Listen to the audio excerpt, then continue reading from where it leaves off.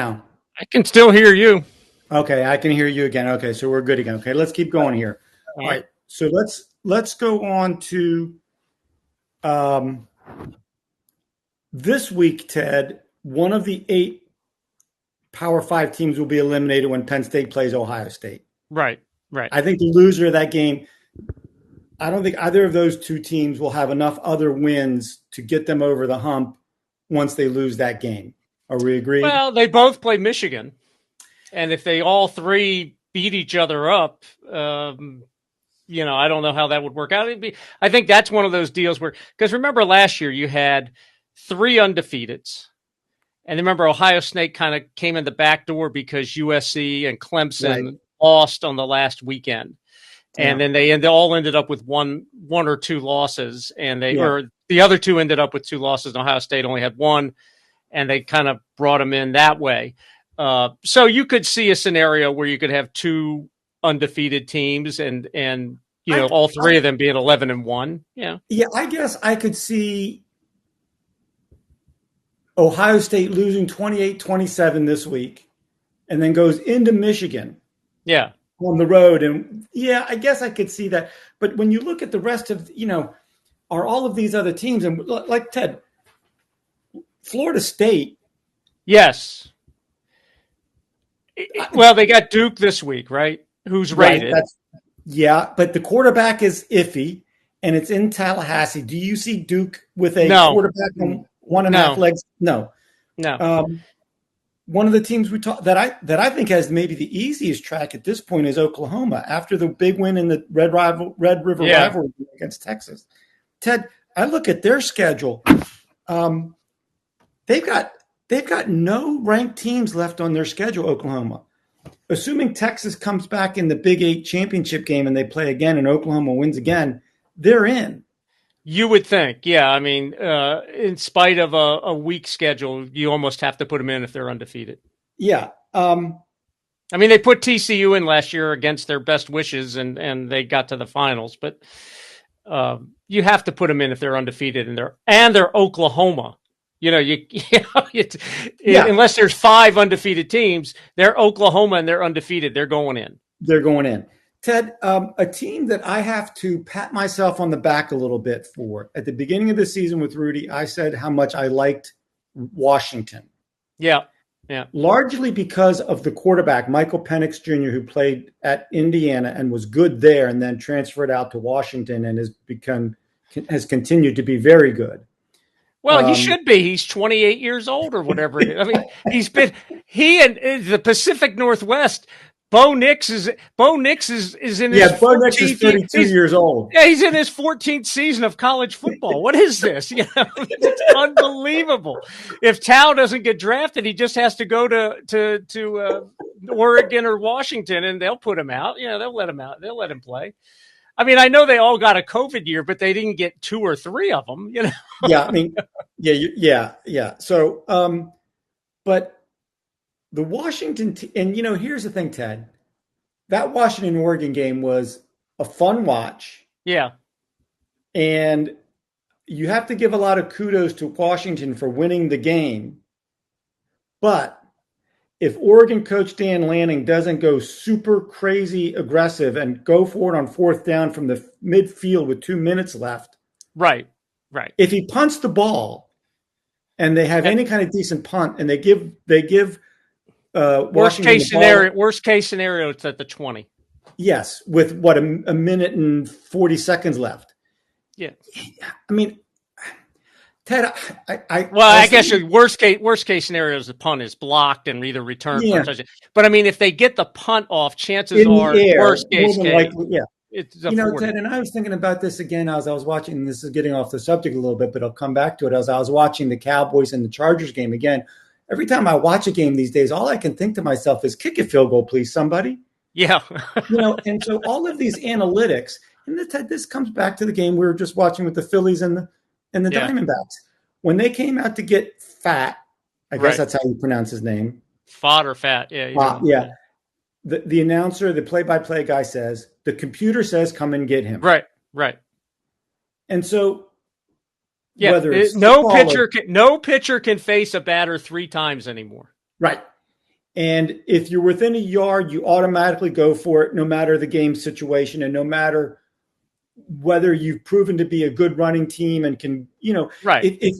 if you were the 1975 Steelers with Harrison Bleier in the backfield and all those Pro Bowl Right. offensive linemen, okay, go for it on 4th and 1 all the time. I get it, because you're going to just knock people off the ball and get it. But in the current days of football, I just want somebody to start kicking some field goals again. In the same way I want Dan Lanning to stop worrying about, the computer says we have a 72% chance of getting this first down, so I go for it. No, kick the ball and make him go 85 yards. I don't know. But so here's Washington, Ted. So this week they have SC on the road. No, they don't have USC this week. I'm sorry. My bad. They still have a game at SC. Yes, they do. Yeah. Yes. Then they also have Oregon State ranked 12th in the country, Ted, with DJ Uiagalelei, if I can pronounce his name. The kid from Clemson, yeah.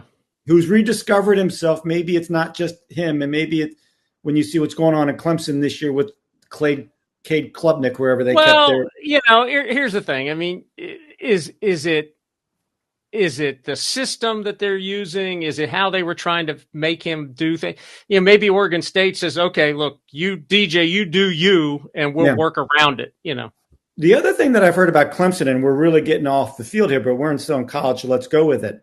My understanding is that Dabo Swinney has not embraced the transfer portal or NIL. Right. Yeah. His attitude is, we have a great program at Clemson. We bring them in as freshmen. We develop them.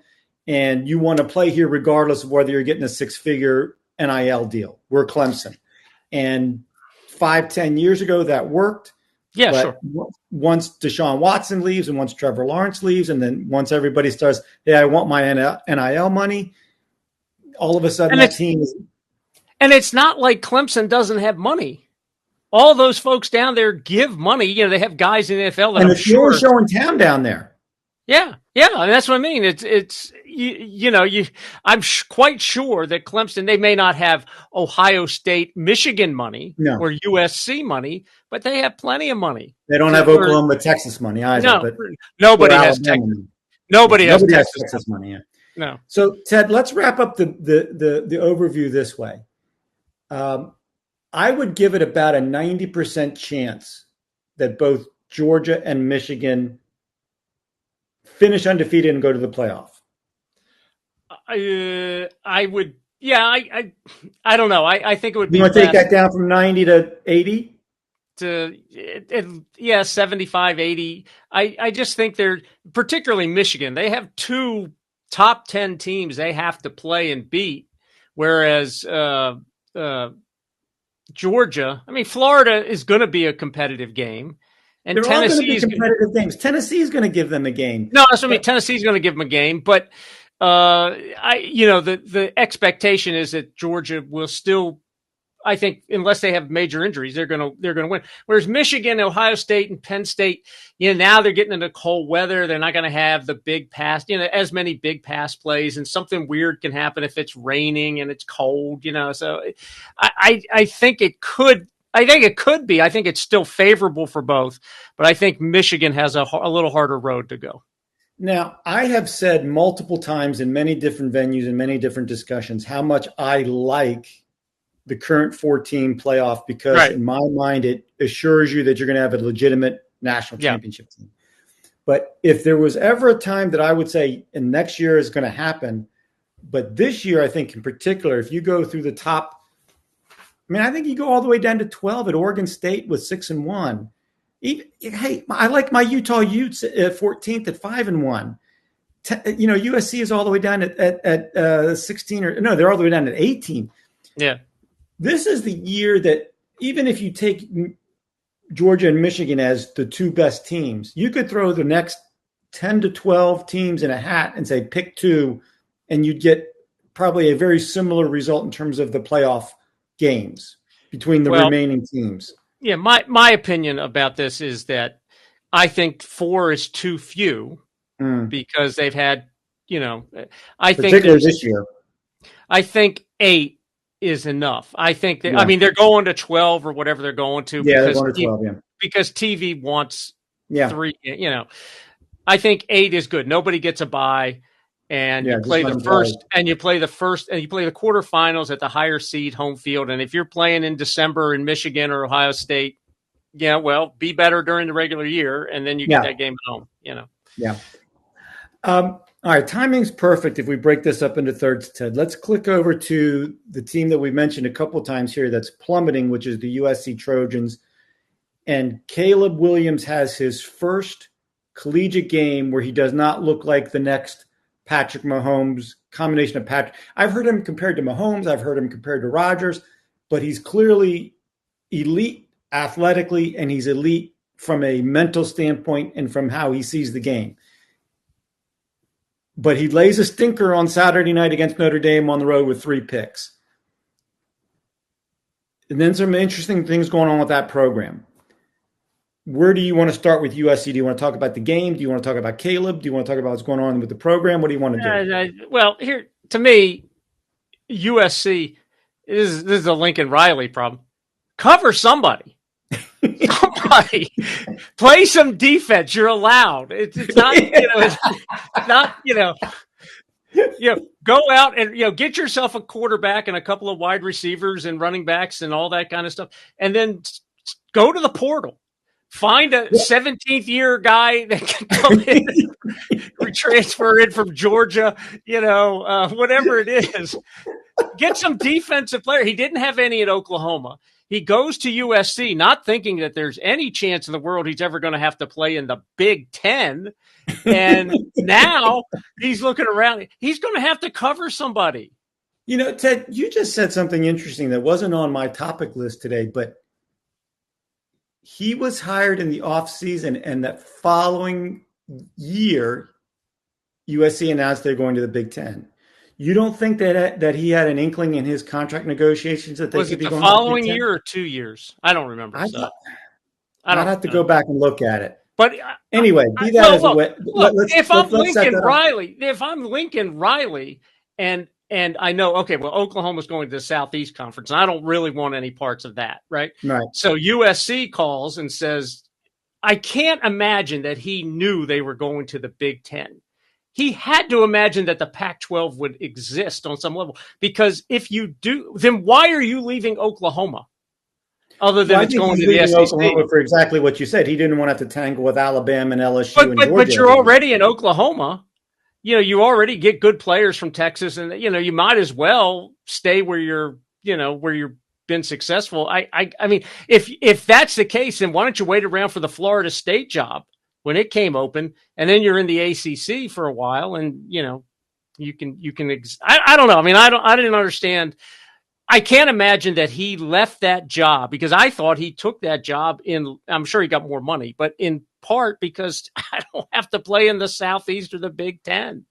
Yeah, I think that if you're an elite college coach that wants at some point to have on your resume winning a national championship, and I'm assuming he's a competitive guy that wants to eventually hold the trophy, I would have agreed with you that at that time, 3 years ago, whatever it was, the best route would have been through the Pac-10, because at that point, if you remember, Oregon had gotten in 1 year, and I think Washington got in 1 year, but they were never really competitive teams. The only time that, the Marcus Mariota team was competitive because of Mariota. But other than that, in the last 8 to 10 years, the Pac-10 had been sort of an afterthought in terms of the big picture of the college football.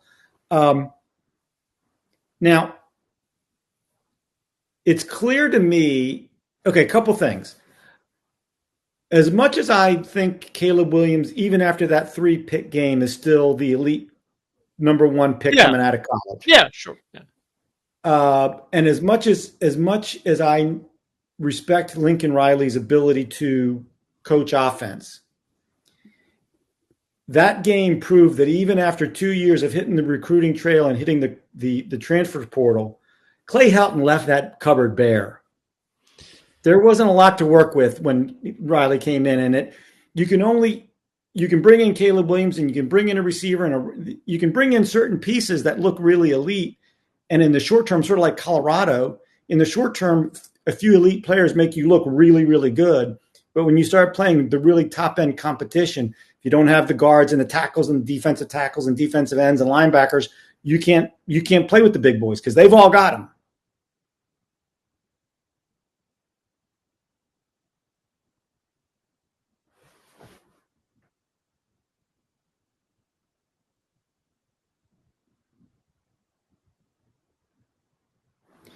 I lost you again. I'm gonna pause it. Hold on.